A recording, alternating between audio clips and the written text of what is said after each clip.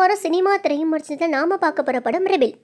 மூணார் பகுதியில் இருக்கும் தேயிலை தோட்டங்களில் கூலிகளாக பணியாற்றி வரும் தமிழர்கள் தங்களைப் போன்று தங்களது பிள்ளைகளும் கஷ்டப்படக்கூடாது, அவர்களின் வாழ்க்கை நிலை மாற வேண்டும் என்றால் அவர்கள் எப்படியாவது படித்து முன்னேற வேண்டும் என்று விரும்புகிறார்கள்.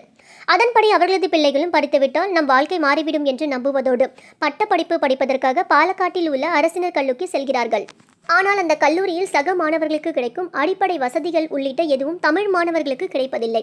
அதேபோல அங்கிருக்கும் 2 மாணவர்கள் அமைப்புகள் தமிழ் மாணவர்களை ராகிங் செய்ய அவர்களை அடக்கி ஆளும் போக்கை கடைபிடிக்கிறார்கள். இவற்றை சகித்துக் கொண்டு எப்படியாவது படிப்பை முடித்துவிட வேண்டும் என்று அடங்கி போகும் தமிழ் மாணவர்கள் ஒரு கட்டத்தில் அமைதி இழந்து நாயகன் ஜி.வி. பிரகாஷ்குமார் தலைமையில் புரட்சியில் ஈடுபடுகிறார்கள்.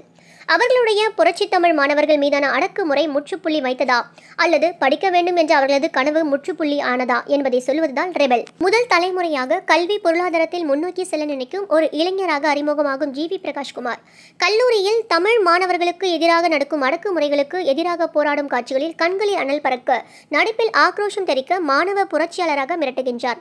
நாயகியாக நடித்திருக்கும் மமிதா பைஜுவின் முந்தைய படத்தால் அவரது கதாபாத்திரம் மீது ரசிகர்களின் மிகப்பெரிய எதிர்பார்ப்பு ஏமாற்றப்பட்டுள்ளது. கல்லூரி பேராசிரியராக நடித்திருக்கும் கருணாஸ், ஜி.வி. பிரகாஷ்குமாரின் தந்தையாக நடித்திருக்கும் சுப்பிரமணிய சிவா இருவரும் படிப்பு மட்டும் ஒருவரின் வாழ்க்கை நிலையை மாற்றும், அதை பெறுவதற்கு எத்தகைய இன்னல்களையும் தாங்கிக் கொள்ளலாம் என்பதை வலியுறுத்தும் கதாபாத்திரங்களாக வலம் வருகிறார்கள். ஜி.வி. பிரகாஷ்குமாரின் இசையில் பாடல்கள் அனைத்தும் கதையோட்டத்திற்கு ஏற்ற வகையில் இருப்பதோடு கேட்கும் விதமாகவும் இருக்கின்றது. பின்னணி இசை நேர்த்தி.